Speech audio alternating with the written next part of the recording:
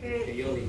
El Espíritu Santo, dice el Catecismo de la Iglesia, el Espíritu Santo con su gracia es el primero que nos despierta en la fe y nos inicia en la vida nueva que es que te conozcan a ti, el único verdadero, y a tu enviado Jesucristo. No obstante, es el último en la revelación de las personas de la Santísima Trinidad. ¿Se acuerdan San Gregorio Nacianceno, que hablamos la semana de él amplio? El teólogo explica esta progresión por medio de la pedagogía de la condescendencia divina. ¿Se acuerdan que lo hablamos la semana pasada? Cuando San Gregorio Nacianceno explicó que el Padre es el primero que se revela, pero el Hijo está implícito en el Padre y el Espíritu Santo está implícito en el Hijo. O sea que es una revelación progresiva. Dice, pero fíjate qué interesante que dice la Iglesia, dice, es el primero que nos despierta en la fe. Sin embargo, es el último en la revelación de las divinas personas, porque es el primero que nos despierta en la fe. ¿Cuál es el sacramento de la fe? El bautismo. Hablamos la semana pasada, el bautismo es el sacramento del Espíritu Santo, aunque el sacramento del bautismo es el que comienza en nuestra alma la inhabitación de la Trinidad, como decía la Beata Isabel de la Trinidad. Esa inhabitación, esa que la Santísima Trinidad viene a habitar en nosotros, comienza en el bautismo, pero comienza por medio de ¿qué? Del Señor Espíritu Santo. Todos los sacramentos, aunque son obras de Cristo, vienen a nuestra vida a través de ¿quién? Del Espíritu Santo. Por eso, no es así, pero si pudiéramos tener una idea humana para entender las obras de las tres divinas personas, lo dijimos la semana pasada, es que el Padre obra ¿en qué? En la creación. ¿El Hijo en qué obra? En la redención. ¿Y el Espíritu Santo? En la santificación. O sea, ya, pues, no es así, pero para que tengan una idea, ya pasó la obra del Padre, ya se concluyó o se está concluyendo en el cielo la obra del Hijo. ¿En plena obra de quién estamos? En la obra del Espíritu Santo. Podemos decir que estamos en la era del Espíritu Santo, por eso es el Señor de la Iglesia. El Espíritu Santo es el Señor de la Iglesia, porque esta es la era del Espíritu Santo. Es todo lo que en la Iglesia actúa, aunque actúa por la obra de Cristo, viene a nosotros por la acción del Espíritu Santo, que decía San Gregorio Nacianceno, que aunque es el primero que nos introduce a la vida divina, es el último de la revelación, porque es el último revelado, por orden Padre, Hijo y Espíritu Santo. Dice, sigue diciendo la Iglesia en el punto 685, creer en el Espíritu Santo es por tanto profesar que el Espíritu Santo es una de las personas de la Santísima Trinidad Santa, consustancial al Padre y al Hijo, que con el Padre y el Hijo recibe una misma adoración y gloria. Por eso se ha hablado del misterio divino del Espíritu Santo en la teología trinitaria, en tanto que aquí no se tratará del Espíritu Santo, sino en la economía divina. Son dos cosas diferentes, que eso nos dice el símbolo de Nicea-Constantinopla, que es consustancial al Padre. ¿Qué es lo que quiere decir que es consustancial? Que es de la misma sustancia. Así como todos nosotros somos de la misma sustancia. ¿De qué sustancia somos nosotros? Humana. El Espíritu Santo de la misma sustancia del Padre, de sustancia divina, la misma. Lo que es el Padre es el Hijo y es también el Espíritu Santo. Si Dios es persona, el Hijo es persona, el Espíritu Santo es persona. Si el Padre es Dios, está de la sustancia divina, el Hijo es de sustancia divina, el Espíritu Santo es de sustancia divina. El misterio de la Trinidad, que ni se tomen el trabajo de pensar en él, porque nunca lo van a llegar a conocer. Recuérdense lo que les he dicho 1.000.000 de veces, la Trinidad no se estudia, se adora. La Trinidad solamente se adora. Olvídense de estudiarla. Y dice aquí estas dos palabras. Por eso se ha hablado del misterio divino del Espíritu Santo en la teología trinitaria. Teología, el conocimiento de Dios de la Trinidad, los estudios de la Trinidad. Dice, la Iglesia no te va a hablar, el catecismo no te va a hablar de la teología trinitaria. Te va a hablar de la economía divina. ¿Qué cosa es la economía divina? ¿Qué hace el Espíritu Santo en mi vida?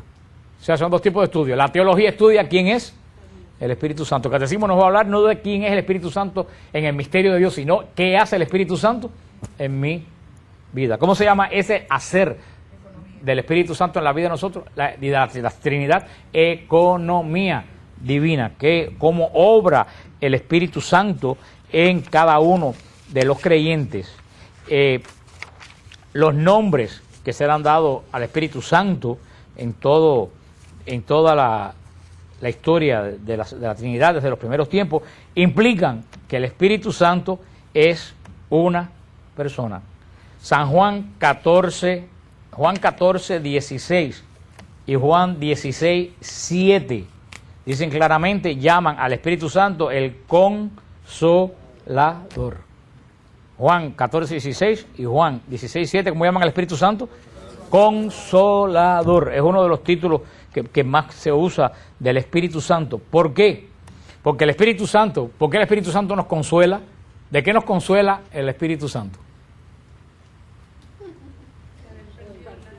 Él nos restituye la gracia. Consuelo es cuando alguien pierde a alguien. Por ahí lo dijeron. Rosana lo dijo. El Espíritu Santo nos consuela de la pérdida física de Cristo en la tierra. Por eso Jesús sube al cielo, ¿y quién desciende? El Espíritu Santo nos viene a consolar de esa ausencia, aunque Jesús está en la Eucaristía sacramentalmente, pero estamos hablando de la presencia de Jesús caminando como cada uno de nosotros. Esa presencia que cuando los apóstoles vieron a Jesús subir al cielo, les pareció que la tierra se había quedado vacía.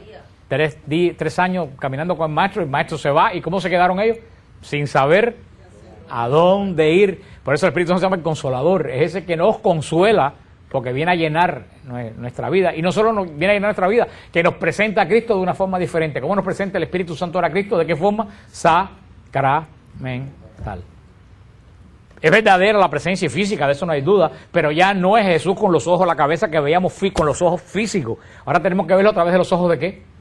Del Espíritu, los ojos de la fe. Por eso la presencia física de Jesús es presencia física, pero ¿de qué forma? Sacramental en la iglesia. Sacramentum quiere decir misterio, de una forma misteriosa. Y hasta quién es el Señor de la Eucaristía, quién es el que hace que el pan y el vino se transformen en el cuerpo y la sangre de Cristo. El Espíritu Santo. Por eso la gente, los protestantes que me dicen, ¿y por qué ustedes creen que es imposible pensar que un pedazo de pan y un pedazo de vino se convierten en el cuerpo y la sangre de Cristo? Yo le decía, si el Espíritu Santo en el vientre vacío de María, sin participación de hombre, pudo poner la segunda persona de la Trinidad, puede convertir el pan y el vino en cuerpo y sangre de Cristo, porque es el mismo Espíritu Santo. Por eso es lo que siempre le he dicho a ustedes cuando les explico la Eucaristía. Cada Eucaristía es una encarnación. Porque así como Jesús se encarnó en el vientre de María, Jesús vuelve a encarnarse en el altar, bajo la apariencia de pan y de vino. Por eso la Eucaristía es toda la vida de Cristo, porque cada Eucaristía es una epifanía. Epifanía quiere decir una manifestación para que sea adorado. Cada Eucaristía es en Calvario, la muerte de Cristo, lo hemos estudiado. Cada Eucaristía es la resurrección de Cristo. O sea, toda la Eucaristía es la acción de la vida de Cristo de forma sacramental. El Espíritu Santo muestra que es una persona. Esto es muy importante. ¿Por qué? Porque los testigos de Jehová y hasta algunas iglesias cristianas nuevas niegan que el Espíritu Santo es una persona. Las iglesias nuevas pentecostales ya no son trinitarias, son unitarias. Hay muchísimas iglesias protestantes pentecostales que niegan la Trinidad. Y aquí en Miami, no sé si Mildred sigue en el closet. Para los que están viendo esto no quiere decir que está metido en un cuarto allá atrás, no vayan a pensar nada mal. Pero Mildred una vez me llamó aterrada, porque había un pastor aquí en Miami, hace 2 o 3 años, un pastor aquí en Miami, en el radio en Miami, maldiciendo la Trinidad. Y Mildred se debe acordar, que hablaba en lo que ahora es radio, ¿cómo se llama? No, antes era Radio Fe, ahora se llama... No, esta radio, está la Radio Bambí, la cubanísima, ¿cómo se llama la otra? La Poderosa. Ahí tenía un programa por la mañana, estaba maldiciendo la Trinidad, un pastor pentecostal. Porque ahora ellos son unitarios, creen, eso es una herejía de los siglos I, creen que una sola persona de Dios se manifiesta en diferentes formas. Eso es totalmente una herejía. El Espíritu Santo es una persona, y la primero que vamos a ver es cómo el Espíritu Santo se asocia con personas también. Por ejemplo, en San Mateo 28, sobre todo los testigos de Jehová andan de puerta en puerta negando que el Espíritu Santo es una fuerza. Ellos dicen que el Espíritu Santo es como la electricidad, dicen ellos. En San Mateo 28, versículo 19, dice Jesús: vayan pues y hagan discípulos a toda la gente, bautizándolos en el nombre del Padre, del Hijo y del Espíritu Santo. Ahí vemos el Espíritu Santo asociado ¿a quién? Al Padre y al Hijo. Ahora pregunto, ¿el Padre es una persona? ¿El Hijo es una persona? Pues el Espíritu Santo es una persona porque está asociado con otras dos. Y fíjate lo curioso que dice San Mateo 28, 19. Vayan pues y hagan discípulos en toda la gente, bautizándolos en el nombre. No dice en los nombres. No dice en los nombres. Dice en el nombre. Él es singular. En el nombre. ¿Y qué nombre dice? Un nombre que es tres personas. Allá hay una referencia tremenda al misterio de la santidad. Entonces, por asociación, el nombre del Espíritu Santo se asocia también con dos personas. En Hechos 15, busquen Hechos 15. Y hace tiempo que no utilizamos físicamente la Biblia, aunque yo sí la uso, pero ustedes que no buscamos. En Hechos 15, 28, en Hechos 15, 28, dice que hemos decidido el Espíritu Santo y nosotros no imponerle más carga que éstas sean indispensables. ¿Quiénes están hablando aquí? Los apóstoles en el concilio de Jerusalén. ¿Qué dicen los apóstoles? Hechos 15, 28, que hemos decidido el Espíritu Santo y nosotros no imponerle más carga. O sea, se está asociando los apóstoles ¿con quién? Con el Espíritu Santo. ¿Son personas los apóstoles? Por asociación también el Espíritu Santo es. Y vamos a verlo después cuando lleguemos ahí, que el Espíritu Santo también decide. Porque dice, hemos decidido el Espíritu Santo y nosotros. Una fuerza no decide. ¿Quién es el único que puede decidir?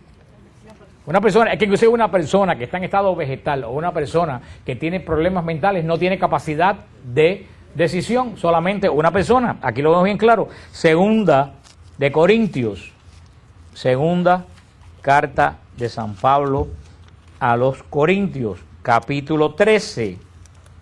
Capítulo 13. Dice, versículo 13, dice, la gracia del Señor Jesucristo, el amor de Dios y la comunión del Espíritu Santo sea con todos ustedes. Vemos otra vez el Espíritu Santo relacionado ¿con quién? Con la gracia del Padre, la comunión, y junto con la comunión del Espíritu Santo, el amor del Padre, la gracia de Jesús y la comunión del Espíritu Santo. Lo vemos asociado también a personas. Vemos que el Espíritu Santo, podemos decir que es persona porque tiene asociación ¿con quién? Con personas, con los apóstoles, con el Padre y con el Hijo. Entonces, por asociación, y no se lo olviden, por asociación, podemos decir que el Espíritu Santo no es una fuerza, no es una emanación, no es un fantasma, es una persona. Pero también el Espíritu Santo tiene características personales. El Espíritu Santo tiene características personales. Lo vemos en Primera de Corintios. Primera de Corintios, capítulo 2. Primera de Corintios, si ustedes no lo quieren buscar, como se demoran tanto en manejar la Biblia, y eso es una señal de que no la manejan nunca. Porque si usted hay una persona, coge el timón del carro y el carro se le va para aquí y se le va para allá y se apaga y choca con una mata, ¿qué es lo que quiere decir? Que no maneja. Si ustedes andan buscando los corintios y no lo encuentran por ningún lado, es que ustedes no están acostumbrados a manejar la Biblia.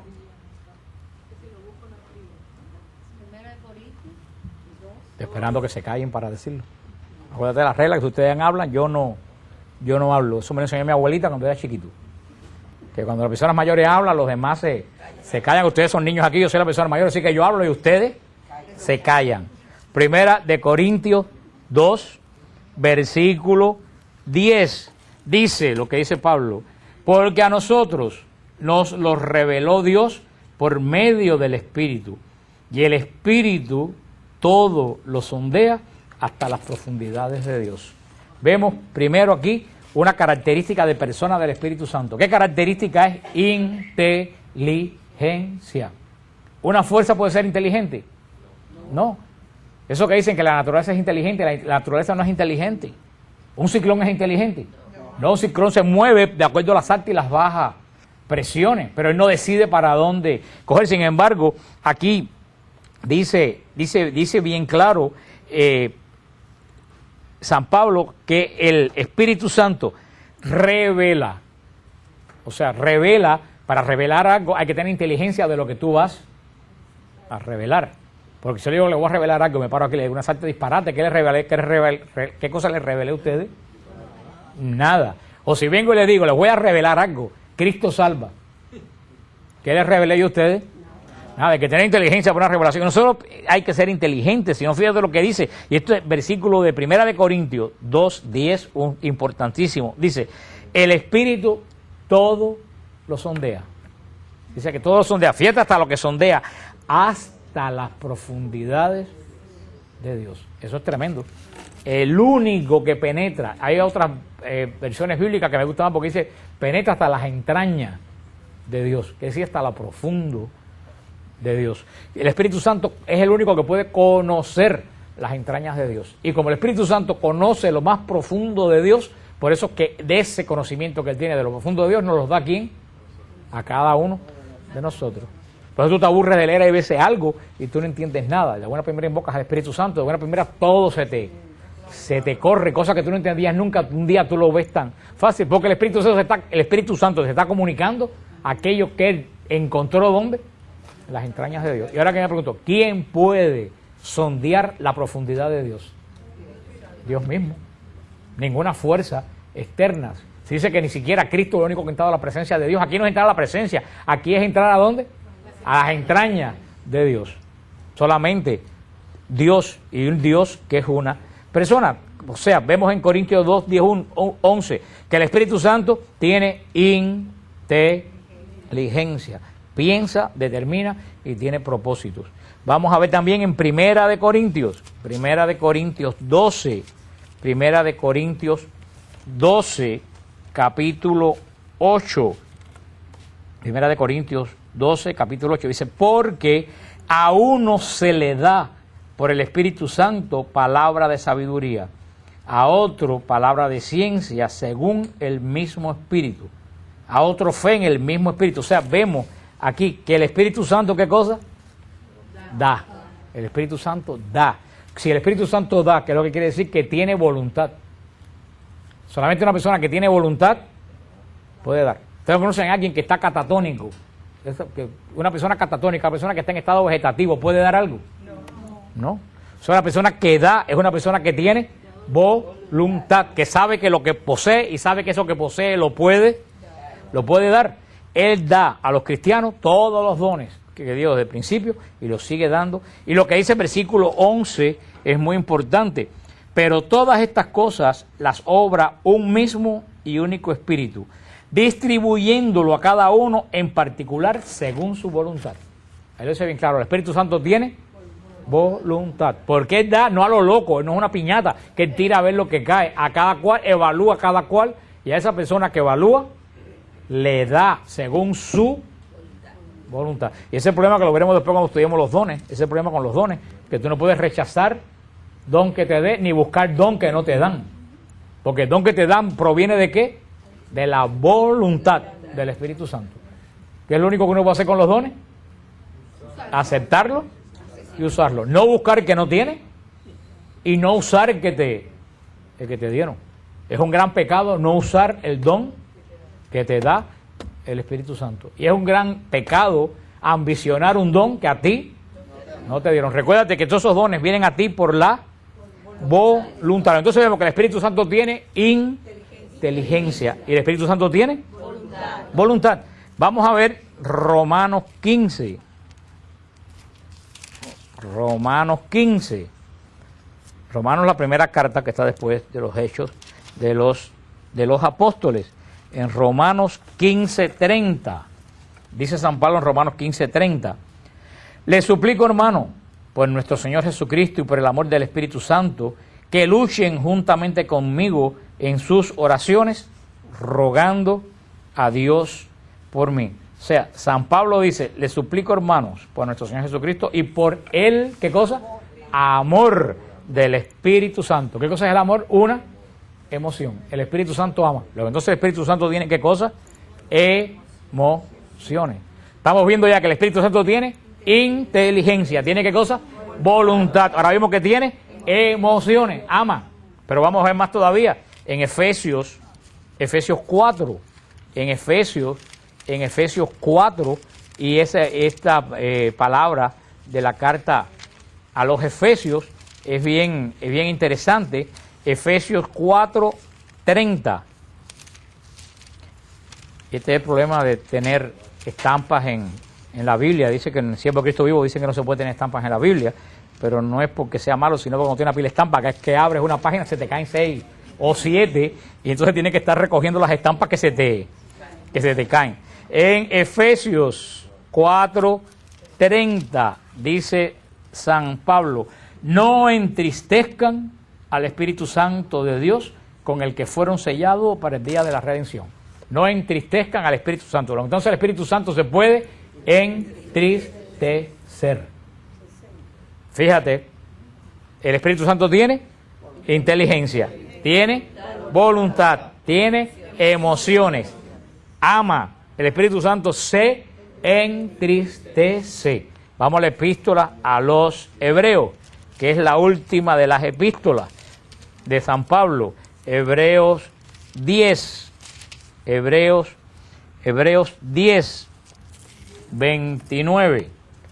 Y esto sí es tremendo, anoten ahí Hebreos 10:29. Dice: cuanto más severo castigo piensan cuán más severo castigo piensan que merecerá el que pisotee al Hijo de Dios y profane la sangre de la alianza que le santificó y ultraje al Espíritu Santo de la gracia. Pues conocemos al que dijo: mía es la venganza, yo haré lo merecido, y también el Señor juzgará a su pueblo. Es terrible caer en las manos del Dios vivo.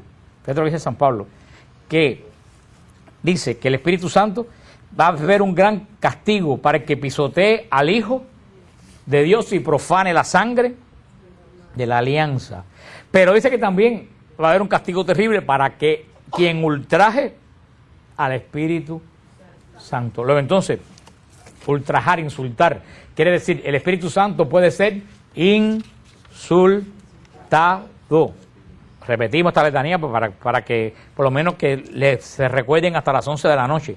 El Espíritu Santo tiene inteligencia, tiene voluntad, tiene emociones, como cuáles, como amar, se entristece y puede ser insultado. Vamos al Evangelio de San Mateo, capítulo 12. San Mateo. Y apréndanse esto, o pónganlo en una listita en la parte de atrás de la Biblia, en una lista para cuando los testigos de Jehová le vengan a decir que el Espíritu Santo es una fuerza. San Mateo 12, capítulo 31. San Mateo 12, capítulo 31. Y esto anótenlo también con rayas amarillas, rojas, verdes, con todo lo que tengan. San Mateo 12:31, dice Jesús: por eso les digo, todo pecado y blasfemia se perdonará a los hombres, pero la blasfemia contra el Espíritu Santo no será perdonada. Al que diga una palabra contra el Hijo del Hombre se le perdonará, pero al que la diga contra el Espíritu Santo no se le perdonará, ni en este mundo, ni en el otro. El Espíritu Santo puede ser ofendido. Y fíjate lo que dice: la ofensa de Cristo se perdona, y la ofensa del Padre se perdona. La ofensa del Espíritu Santo no se perdona. Y fíjate lo que aclara: ni en esta vida, ni en la otra. Eso hay que decir jamás. Ahora tú me dices a mí, se puede ofender a la persona del Padre, se puede ofender a la persona del Hijo, y a una fuerza no se puede ofender. ¿Tiene sentido eso?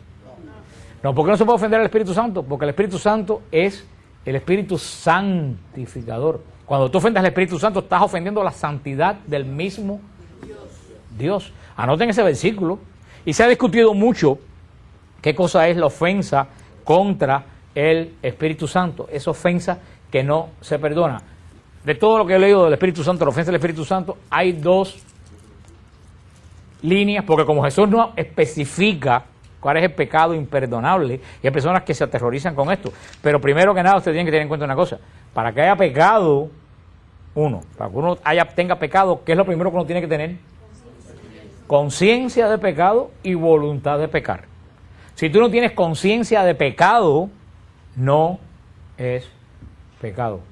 Si tú no sabes que algo es pecado y tú lo hiciste sin saber que es pecado, no hay pecado. Ahora, ojo, si tú haces algo creyendo que es pecado y no es pecado, es pecado. Porque es la conciencia que tú tienes de ofender a Dios. ¿Ustedes entienden eso? Hay gente que me ha dicho, yo no sabía que eso era pecado. Si tú de verdad no sabías, nunca nadie te dijo que era pecado, eso no es pecado. Porque hay que tener conciencia de pecado. Y segundo, que hay que tener voluntad de querer pecar. Yo sé que es pecado y lo voy a hacer porque a mí me da la gana. Si tú no conoces qué es el pecado contra el Espíritu Santo, es muy difícil que tú puedas pecar contra el Espíritu Santo. Si no hay conciencia y voluntad. Ahora, los teólogos, de todo lo que yo he leído, hay dos, pero hay gente que... Yo tengo un muchacho que me escribe WTN, que él está... Parece que tiene algún problema de compulsión, pero él está continuamente... Él me pregunta todos los días, ya yo borro las preguntas de él. Porque él me pregunta todos los días, 6 o 7 veces, que si él me pregunta algo que él hizo, que si es pecado contra el Espíritu Santo. Yo le dije, ¿tú estás loquito por pecar contra el Espíritu Santo? Él para mí que tiene algún problema de... Cuando una persona tiene compulsión, la coge con cosas, por eso ya yo no le contesto. Le dije, mira, fulano, ya yo no te voy a contestar más. Busca un sacerdote y busca un psicólogo, porque necesitas tanto un sacerdote para que te guíe espiritualmente y un psicólogo para que te ayude la compulsión que tiene, porque muchos tiene 14 o 15 años. Dicen los teólogos que el pecado, esto tiene mucho un gran sentido, pecado contra el Espíritu Santo es negarse a la conversión. Que Dios te llame y tú rehuses convertirte. Ese pecado no se perdona. ¿Por qué no se perdona ese pecado? Porque si tú no te conviertes, ¿te pueden perdonar? No, si tú no te arrepientes, si tú no te conviertes, te arrepientes, no puede haber perdón. Luego entonces, si tú te niegas a convertirte, no te arrepientes y por eso no puede haber perdón. ¿Y a través de quién Dios llama a la conversión? A través del Espíritu Santo. Eso es negarse al Espíritu Santo. Hay personas que Dios lo ha llamado a las buenas, a las malas, a las peores, y dice, no me da la gana. Ahí no hay perdón. Si muere en ese momento, no hay perdón. Que el Señor ha tenido misericordia de un amigo mío que murió, le dieron un tiro, le tenía 29 años, mira que yo le insistí que se bautizara. Le insistí, le busqué quien le diera las clases de bautismo, le facilité todo y él nunca se quiso bautizar. Allá hay conciencia de una persona que rechazó el bautismo y murió así, sin bautizar. Ahí no hay excusa de que a mí nadie me habló de Jesucristo, ahí no hay nadie que nadie me facilitó. Ahí todo se le abrió y es por voluntad propia.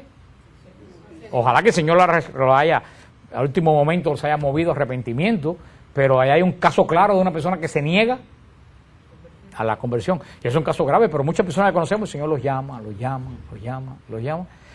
¿Cuál es la otra cosa? Y para mí es que, porque eso es pecado contra el Espíritu Santo, es negarse a la conversión, pero si tú lees el texto, ahí es donde yo creo que está la clave del Espíritu Santo y la cosa seria. Fíjate lo que dice en San Lucas 12, 22. Ahora todo el mundo está despierto, porque como están hablando de algo que los puede llevar al horno, ahora todo el mundo está de lo más despierto. Si estuviera hablando yo de la voluntad del Espíritu Santo, todo el mundo anduviera en Babia, pensando en José Caragol y en las elecciones de Hialeah. Dice San Mateo 12, 22, y escuchen bien, San Mateo 12, 22. Lucas viene después, San Mateo 12, 22. Estamos en San Mateo 12, estábamos hablando de eso. Entonces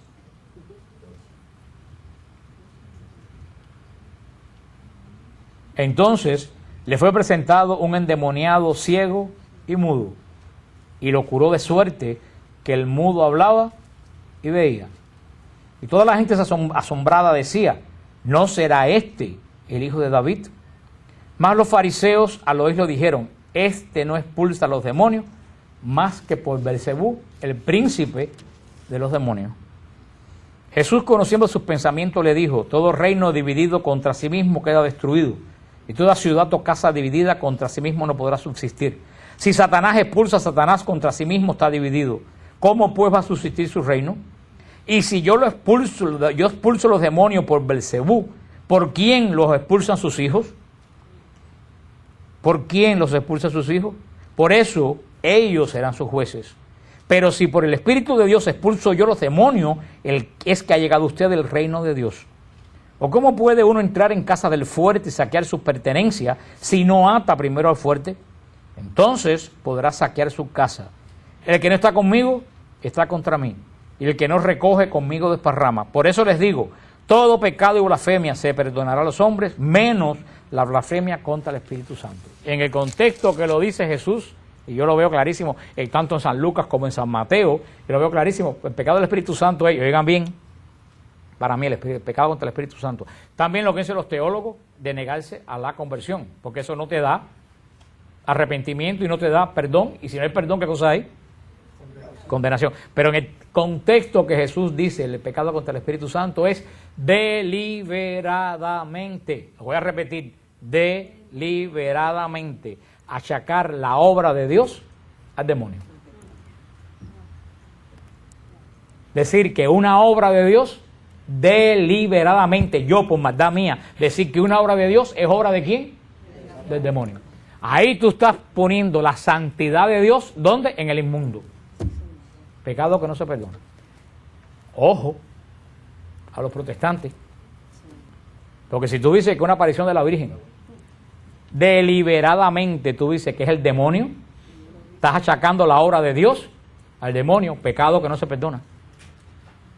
Cuidado a los protestantes.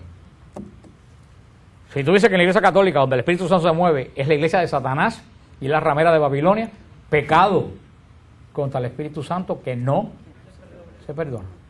Ustedes me oirán a mí decir que el pastor fulano está loco, el otro pastor es un descarado, pero nunca me verán decir a mí que el pastor fulano de tal, nunca lo he dicho, trabaja por obra del demonio. Jamás lo digo, porque si ese hombre está haciendo la obra de Dios, yo puedo pecar contra el Espíritu Santo. Es una cosa muy santa que hay que tener muchísimo cuidado.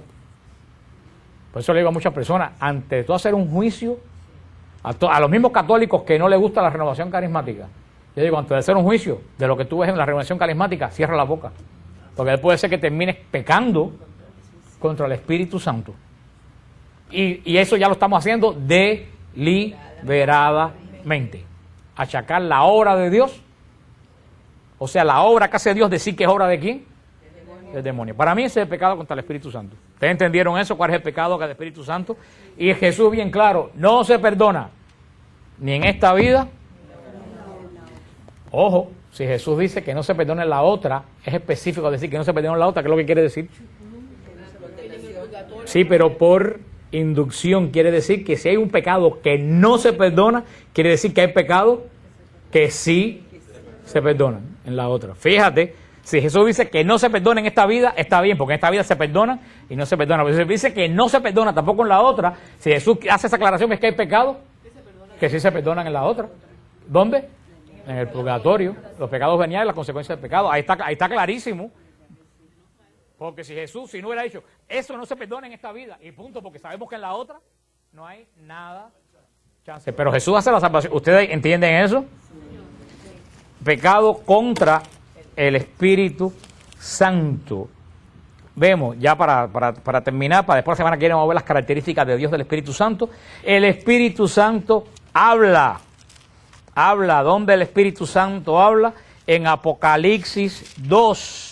En Apocalipsis 2, yo se lo voy a leer porque ya estamos terminando, no hay tiempo que ustedes lo busquen, ustedes lo anotan. Apocalipsis 2:7. El que tenga oído oiga lo que el Espíritu dice a las iglesias. El Espíritu Santo habla. El Espíritu Santo intercede. ¿Dónde encontramos eso? En Romanos 8:26. Y de igual manera, también el Espíritu viene en ayuda de nuestra flaqueza, pues nosotros no sabemos pedir como conviene, mas el Espíritu mismo intercede por nosotros con gemidos inefables. El Espíritu Santo intercede. Juan 14:26. San Juan 14:26, y no lo voy a leer, solamente se lo voy a decir, dice que el Espíritu Santo enseña. Lo digo una semana, cuando venga el Consolador, Él los enseñará a la plenitud de la doctrina. ¿Se acuerdan cuando lo hablamos la semana pasada? El Espíritu Santo guía. ¿Dónde encontramos que el Espíritu Santo guía? En Hechos 16, Hechos de los Apóstoles 16, donde dice, del 6 en adelante, atravesaron Frigia y la región de Galacia, pues el Espíritu Santo les había impedido predicar la palabra en Asia. estando ya cerca de Misia, intentaron dirigirse a Bitinia, pero no se lo consintió el Espíritu Santo. Tú ves, el Espíritu Santo le dice, no vayas por aquí, no vayas por allí. El Espíritu Santo guía y el Espíritu Santo llama. ¿Dónde vemos que el Espíritu Santo llama? En Hechos 13:2. Mientras estaba celebrando el culto del Señor y ayunando, dijo el Espíritu Santo, sepárenme ya a Bernabé y a Saulo para la obra a los que los tengo llamados. Resumiendo esta parte del Espíritu Santo como persona, vemos que el Espíritu Santo tiene características personales. ¿Por qué? Porque el Espíritu Santo tiene inteligencia, el Espíritu Santo tiene voluntad, el Espíritu Santo tiene emociones, el Espíritu Santo habla, el Espíritu Santo intercede, el Espíritu Santo enseña, el Espíritu Santo guía, el Espíritu Santo llama. Entonces les digo, tener inteligencia, tener voluntad, hablar, interceder, enseñar, guiar y llamar son características de una persona, no es característica de una fuerza. ¿Tienen eso claro? Estúdienlo en su casa, porque cuando vengan a tocar la puerta y le dicen, no, porque el Espíritu Santo es como la electricidad, entonces ustedes van y ponen el oído en el cable, ¿para qué? A ver si habla, y tú dices, chico, pero el Espíritu Santo, no, la electricidad no habla, que es lo que dice una vez con el Espíritu Santo, me vino un testigo de Jehová, yo me tiré en el piso, buscó un tomacorriente y le pegué la oreja al tomacorriente, me dijo, ¿qué estás haciendo? A ver si me habla la electricidad.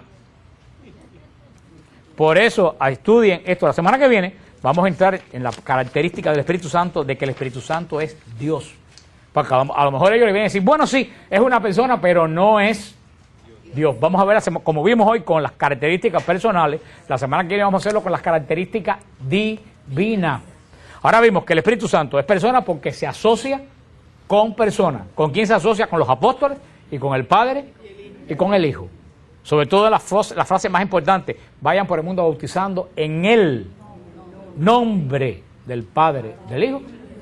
¿Cómo va a bautizar en el nombre? Según los testigos de Jehová, que dicen que el Padre es Jehová, Dios, Jesucristo es el ángel, es un ángel, y el Espíritu Santo es una fuerza. Entonces va a bautizar en el nombre de Dios, de un ángel y de una fuerza, todo con el prefijo, el que hace de los tres, uno. Es que eso no tiene, es que eso es totalmente descabellado. Pero ¿cuántos católicos se confunden? Que diariamente me escriben a Madre Angélica porque le tocaron la puerta y vienen con, ay, Jesucristo es un ángel. Pero por eso, pero no solo hay que echarlo, tenemos que nosotros, porque esa gente nos están interpelando a nosotros diciendo que somos ignorantes de nuestra fe. Porque así como sabemos de computadora, así como sabemos de grabaciones, así como sabemos de tecnología, así como sabemos de negocio, debemos saber del principal negocio, porque lo que sabemos de computadora, lo que sabemos de negocio, en la caja se termina, pero este negocio continúa y crece. Por eso esto es un llamado, por eso es la famosa frase, católico ignorante es un futuro protestante. Yo no conozco a ningún católico que conozca su fe que se haya ido de la iglesia. Los ignorantes son los que se van de la iglesia, los que no están seguros de su fe. La semana que viene vamos a hablar de las características de Dios, seguiremos hablando de los dones, de los frutos, que pues se habla mucho de los carismas, pero casi nadie habla de los frutos. Y muchas veces los frutos son más importantes que los carismas, porque con los carismas te vas para el infierno, y con los frutos no. Tú con todos los carismas del mundo te vas al infierno. Y lo dice Jesús bien claro, Señor, en tu nombre sanamos enfermos, liberamos de muerte. No los conozco, hacedores de maldad. No le dice que no lo hicieron, sí lo hicieron, pero no lo reconoce. Sin embargo, yo creo que se hace mucho énfasis en los carismas y no se hace énfasis en los frutos. Vamos a hablar de los frutos del Espíritu Santo, que es lo que nos santifica. O sea que, y al final, cuando terminemos este estudio del Espíritu Santo, antes de entrar en el último estudio de la iglesia, que va a estar muy interesante, porque vamos a ver qué son los cardenales, qué son los obispos, las órdenes de la iglesia, todo eso, antes de entrar en el estudio de la iglesia, cuando terminemos el estudio del Espíritu Santo, vamos a tener una noche de fusión del Espíritu Santo. Así que, con eso terminamos la clase de hoy, brevemente. Había una hermana que me pidió el otro día que hablara del viaje que tuvimos, o sea que por 15 días lo voy a resumir en 5 minutos. Así que van a pasar más rápido de lo que pasamos nosotros por los lugares. Porque como yo llegué del viaje, fue la misa del padre Saúl y la semana pasada fue el jolgorio de los $600, que después se los voy a recordar. No hubo tiempo.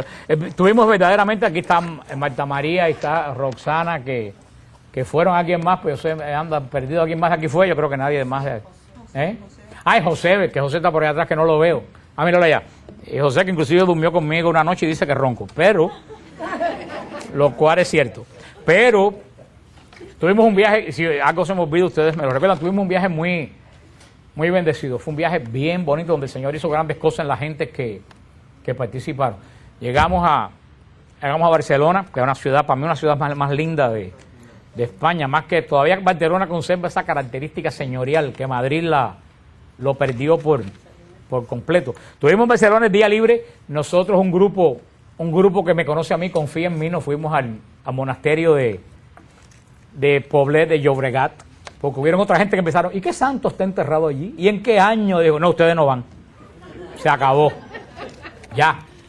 Ustedes, si yo invito a alguien es porque ustedes estén seguros que si yo les invito a algo. Bueno, cogimos un ómnibus, unos pequeños, rentamos, nos fuimos al monasterio de Poblet de Llobregat. Impresionante. Es un monasterio trapense del siglo XI. Del siglo XI. Rodeado de murallas, como las murallas de Ávila. Entonces, hay 39 padres trapenses en ese monasterio. Fue el día del que ustedes estaban haciendo el rosario aquí. Y el monasterio es muy interesante porque a ciertas horas del día, cuando los monjes están haciendo labores del campo, a las personas le dan un tour por dentro del monasterio, que está vacío, y los llevan al refectorio, al comedor, a la biblioteca, y puedes ver verdaderamente los claustros del siglo XI de esa abadía. Hay un documental en Madre Angélica en español que lo ponen, que dura 1 hora, lo ponen muchas veces en Madre Angélica. Si ustedes lo ven un día, se llama el monasterio de Poblet de Llobregat, que es donde están enterrados los reyes de la corona de Aragón. Todos los reyes de la corona de Aragón están enterrados a los lados del altar, nos enseñaron. Tristemente, fue saqueado cuando la Guerra Civil Española. Y los comunistas jugaron a la pelota con las cabezas de los reyes de Aragón. Y desbarataron el monasterio, robaron, o sea, lo único que está es el monasterio. Todas las cosas, los vasos sagrados de cientos de años, todos fueron robados y perdidos. Pero pudieron reconstruir más o menos como era el monasterio en el siglo XI. Valió la pena la visita esa. Después también nosotros el día libre en Barcelona, aparte de dar una pata descomunal, fuimos a la misa de 10 de la Catedral de Barcelona. Una misa con una clase de coro en latín, una misa preciosa del Cabildo de la Catedral. Y fue un día muy interesante porque fue el día de la batalla de Lepanto, el 7 de octubre. Y en la catedral, en una capilla, está el Cristo que iba en la nave principal de la batalla de Lepanto. Está el Cristo que llevaba don Juan de Austria, que ganó la batalla de Lepanto. Pudimos orar delante del Cristo que dio la victoria sobre los turcos, que si no vence la iglesia en la batalla de Lepanto, hoy en día todos ustedes estuvieran con una burka en la cabeza. Tuvimos también en el día libre en Barcelona, estuvimos en la Basílica de Nuestra Señora de la Merced. La Virgen de la Merced se apareció allí, en Barcelona. Ahí es donde tiene origen el culto de la Virgen de la Merced. Y pudimos subir al camarino de la Virgen y besar el ¿cómo se llama? El escapulario. Pero lo curioso es que la Virgen de la Merced no tiene nada que ver, esta es la Virgen de la Merced. Pero lo curioso es que la Virgen de la Merced no tiene nada que ver con la Virgen de la Merced que conocemos nosotros, la original de ahí, porque la que conocemos está vestida de blanco. No, la estatua de la Virgen está sentada y tiene al niño sentado sobre los pies. Y no tiene velo, tiene el pelo y la corona. Es una imagen muy antigua. Después, es de madera, una imagen grande de madera. Después de eso, pues ya como grupo fuimos a Montserrat, una experiencia, ¿verdad? Tuvimos misa allí en Montserrat, en la cripta de la iglesia, una experiencia muy bonita, porque verdad que Montserrat es algo espectacular. De ahí cruzamos y fuimos a Lourdes. Llegamos a Lourdes. Y le digo, he estado 4 veces en Lourdes, pero esta es la vez que más a mí Lourdes más me ha tocado. Una experiencia espectacular. Era un martes, habían miles de personas en Lourdes siendo la procesión yo les voy a traer la foto, la procesión de las antorchas se perdía en la vista de las antorchas un martes, sobre todo muchos hombres con rosario, rezando el rosario, muchísimos jóvenes y muchísimos hombres rezando el rosario, una cantidad tremenda. Yo nunca me había bañado en Lourdes porque le tengo pánico al agua fría. Yo le tengo terror. Y esa agua baja de los Pirineos. Y para cómo había 40 grados. Pero algo a mí, la Virgen me llamó y yo me bañé temblando antes de caer en el agua. Y dije, si tú me estás llamando, iba a pasar el día entero en la gruta, dije, si tú me estás llamando, yo voy. Y era la coincidencia que cuando voy a entrar a la piscina, en el cubículo mío estaban 3 frailes de WTN, que no estaban en la fila, que los entraron por otro lado. Uno de los padres que da la misa. Pero verdaderamente yo soy un poco escéptico para esas cosas, para las cosas milagrosas y eso, ¿verdad? Que no dude que no existen, sino que yo no puedo dar por milagro una cosa que es algo natural, porque eso sería engañarme yo y engañarlo a ustedes. Por eso la gente me decía, no, tú te secas. Y yo decía, sí, está bien. Yo si le digo eso, yo entré en el agua y cuando salí del agua, uno camina como de aquí a donde están las flores. Cuando llega a las flores para ponerme la ropa, yo estaba totalmente seco. Helada. A mí se me fue hasta la respiración. Cuando a mí me sacaron, yo no podía, de verdad que no podía respirar de lo fría. Pero lo curioso es que yo voy a la playa y si voy a la playa me tengo que meter 5 o 10 minutos al sol para secarme. Nosotros nos sacaron, yo salí de aquí, llegué aquí y cuando cogí la ropa yo estaba totalmente seco, tan seco que yo me hacía así porque yo no lo creía, porque no tenía ni una gota de agua. Bueno, me puse la ropa, acababa de salir de la piscina, me puse la ropa y me fui. Por eso que ahí no hay toalla en ningún lugar. Verdaderamente yo no lo creía, pero sí lo experimenté. Tuvimos, verdad, muy bonita la experiencia. Nos tocó una monja muy espiritual, que verdaderamente la guía que nos dio nos dio un retiro espiritual. Tuvimos la suerte. Y la posesión del Santísimo, bueno, los que fueron pueden decirle lo que es la posesión del Santísimo, de Lourdes, que es a las 4 de la tarde, es lo más cerca del cielo que yo he visto en... ¿Y el milagrito que te pasó a ti? Bueno, eso después. No fue ningún milagro. Es una basílica subterránea que caben 10.000 personas. Y cuando la procesión sale de la orilla de allá del río, entonces lo más bonito, porque todo el camino de la procesión hay unas cosas así puestas. Yo decía la noche antes, ¿para qué serán? Es que en todo ese camino de la procesión ponen incienso. Pero cubos de incienso son unas cosas así, pues donde quiera que vaya el Santísimo pasa por una nube de incienso. Y cuando llegan a la basílica caben 10.000 personas. Y era un martes a las 4 y estaba totalmente llena. Entonces el Santísimo, toda la basílica se enfoca en el altar que está en el medio. Y ponen el Santísimo y alrededor se ponen 12 diáconos con otras cántaras con incienso. Cuando tú ves los diáconos vestidos blancos con los incensarios, todo lo que te viene a la mente a ti es el Apocalipsis. Y sucedió una cosa que no fue un milagro, fue una coincidencia. Veníamos todos atrás del Santísimo, pero cuando el Santísimo llega a la iglesia subterránea, el Santísimo sigue por aquí y a la gente las desvían para acá, porque la gente entra, se sienta y el Santísimo entra por aquí, pero a toda esta gente las echaron para allá y a mí me dijeron que siguiera. Y cuando Marta María estaba tirando la película, vio entrar el palio, el Santísimo y yo atrás de él. Y después cuando llegué al altar yo no sabía dónde meterme, porque estaba todo lleno. Y me senté con una gente de lo más elegante que estaban allí, que yo no sé ni quiénes eran. Pero bueno, señor, si tú me invitaste, a un lugar que era reservado para gente de cuello y corbata, y yo que vendía churre a una milla. No sé qué me vieron de importancia. Y Rosana se quería colar y dijeron, no, para allá, para allá, para allá. Yo estaba dentro de la iglesia, porque yo no fui con la procesión, yo estaba dentro de la iglesia, habíamos 2 personas y entonces yo no quería interrumpirla, pero yo le hacía así y le señalaba a mi cámara y yo le decía, mira aquí.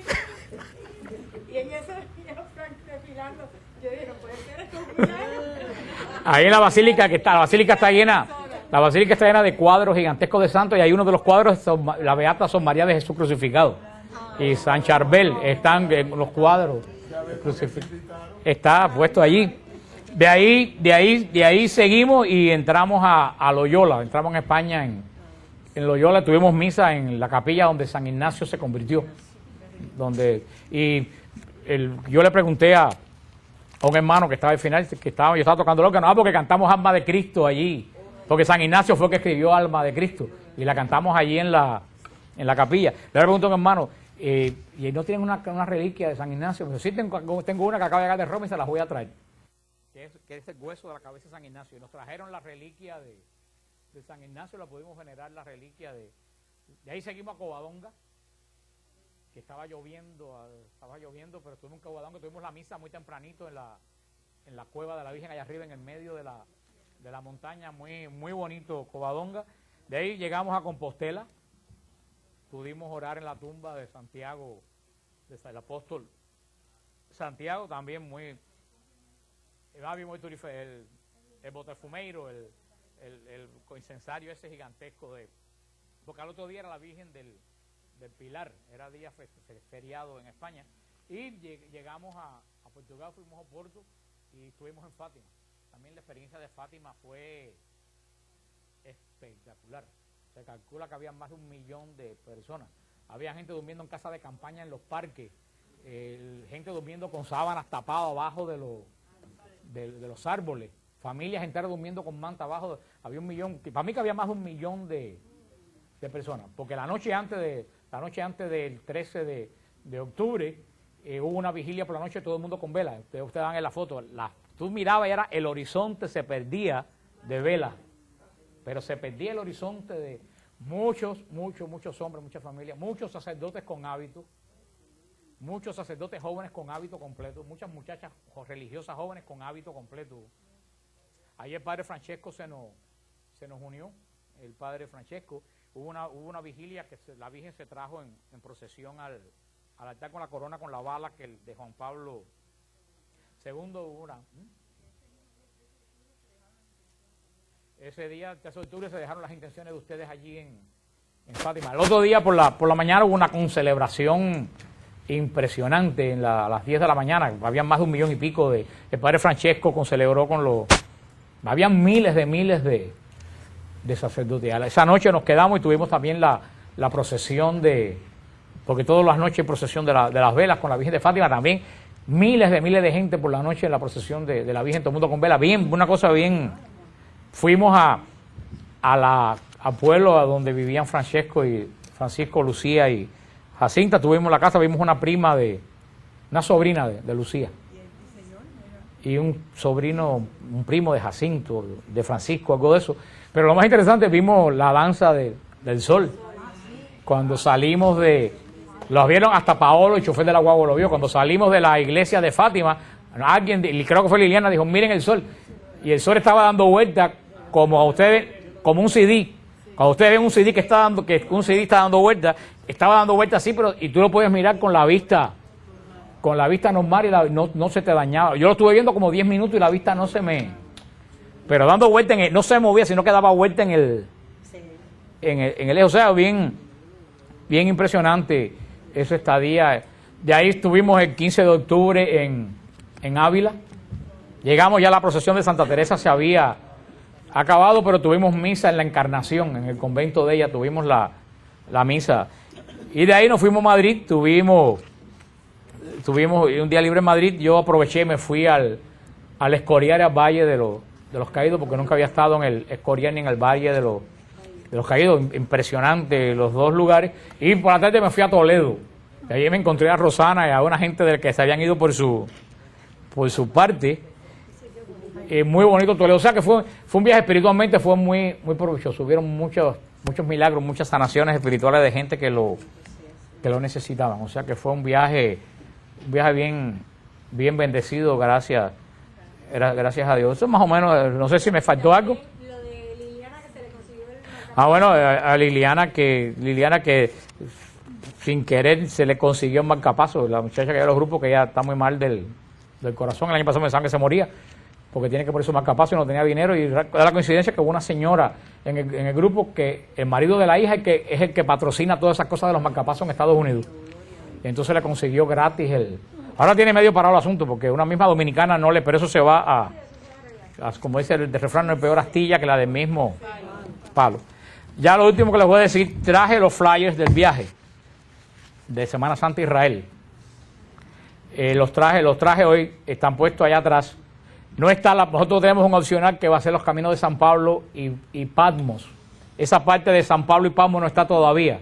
Cuando esté yo lo traigo completo. Ya para que tengan algo, traje solamente Semana Santa en Israel. Porque el viaje de Semana Santa Israel se regresa y los que quieran seguimos a los pasos de San Pablo. Corinto, Tesalónica, Filipo, Atenas, cogiendo un crucero, Éfeso, la casa de la Virgen, y terminando en Patmos, en la cueva del Apocalipsis. Eso se lo traigo después. Ahora, oigan bien, allá atrás están unos flyers, porque Liliana me lo pasó hoy por el Morimel y no pude sacar otra cosa. Allá atrás están unos flyers que yo saqué muy sencillo, nada más dicen el precio y a dónde hay que llamar y eso, muy sencillo. Aquí yo tengo otros flyers que ya tienen el día por día el detalle de la Semana Santa en Israel. ¿Qué quiere decir esto? Si tú estás ya decidido a ir, a no ser que te mueras, como dice Luisito, te lleve el Señor, pero si tú estás decidido a ir ya, tú vienes aquí y me pides el fly que tiene todo detenidamente, yo se los doy. Si tú lo vas a pensar, llévate entonces el que está allá atrás, que es más simple, porque esto es para personas que ya de verdad, si tú eres ilegal, no tienes dinero y tienes 9 muchachos, no te lleves este fly, porque hay muy pocas posibilidades de que tú vayas, aunque el Señor hace milagros, porque yo los he visto. ¿Usted entiende lo que le quiero decir? Si tú lo vas a pensar, llévense el que está atrás. Si ya tú piensas que vas a ir, me piden. Por último, y ya terminamos, les recuerdo, Carlos, ven para acá. Les recuerdo que Carlos se ha metido en un lío tremendo. Carlos es la persona que va a estar. El otro día por la mañana hubo una celebración impresionante a las 10 de la mañana. Habían más de 1 millón y pico el padre Francesco celebró con los... Habían miles de sacerdotes. Esa noche nos quedamos y tuvimos también la procesión porque todas las noches hay procesión de las velas con la Virgen de Fátima también. Miles de gente por la noche en la procesión de la Virgen, todo el mundo con velas. Bien, una cosa bien. Fuimos al pueblo a donde vivían Francisco, Lucía y Jacinta. Tuvimos la casa, vimos una sobrina de Lucía. Y un primo de Jacinto, de Francisco, algo de eso. Pero lo más interesante, vimos la danza del sol. Cuando salimos los vieron hasta Paolo, el chofer de la guagua lo vio. Cuando salimos de la iglesia de Fátima, alguien, creo que fue Liliana, dijo, miren el sol. Y el sol estaba dando vuelta como un CD. Cuando ustedes ven un CD que un CD está dando vuelta, estaba dando vuelta así, y tú lo puedes mirar con la vista normal y no se te dañaba. Yo lo estuve viendo como 10 minutos y la vista no se me... Pero dando vuelta no se movía, sino que daba vuelta en el eje. O sea, bien impresionante esa estadía. De ahí estuvimos el 15 de octubre en Ávila. Llegamos ya a la procesión de Santa Teresa, se había acabado, pero tuvimos misa en la Encarnación, en el convento de ella, tuvimos la misa. Y de ahí nos fuimos a Madrid, tuvimos un día libre en Madrid. Yo aproveché y me fui al Escorial, al Valle de los Caídos, porque nunca había estado en el Escorial ni en el Valle de los Caídos. Impresionante los dos lugares. Y por la tarde me fui a Toledo. Y allí me encontré a Rosana y a una gente del que se habían ido por su parte.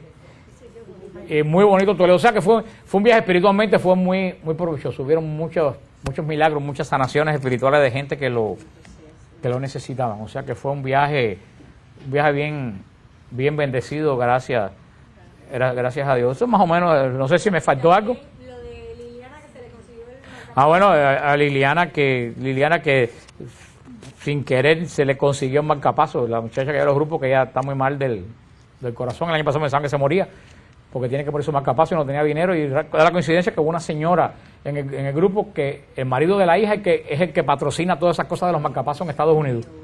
Y entonces le consiguió gratis Ahora tiene medio parado el asunto, porque una misma dominicana pero eso se va como dice el refrán, no es peor astilla que la del mismo palo. Ya lo último que les voy a decir, traje los flyers del viaje de Semana Santa Israel.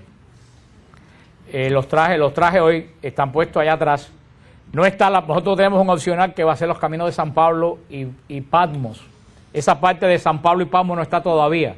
Cuando esté yo lo traigo completo. Ya para que tengan algo, traje solamente Semana Santa en Israel, porque el viaje de Semana Santa Israel se regresa y los que quieran seguimos a los pasos de San Pablo, Corinto, Tesalónica, Filipo, Atenas, cogiendo un crucero, Éfeso, la casa de la Virgen, y terminando en Patmos, en la cueva del Apocalipsis.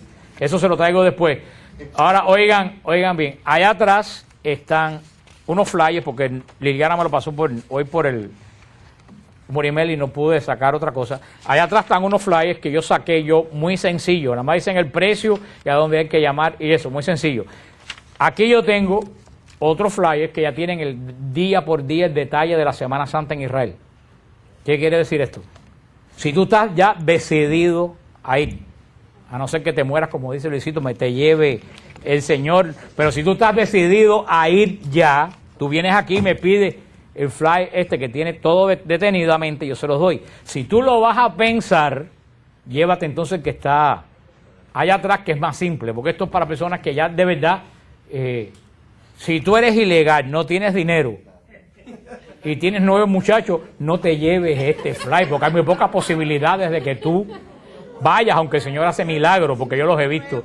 ¿Usted entiende lo que le quiero decir? Si tú lo vas a pensar, llévense el que está atrás. Si ya tú piensas que vas a ir, me piden. Por último, y ya terminamos, les recuerdo, Carlos, ven para acá.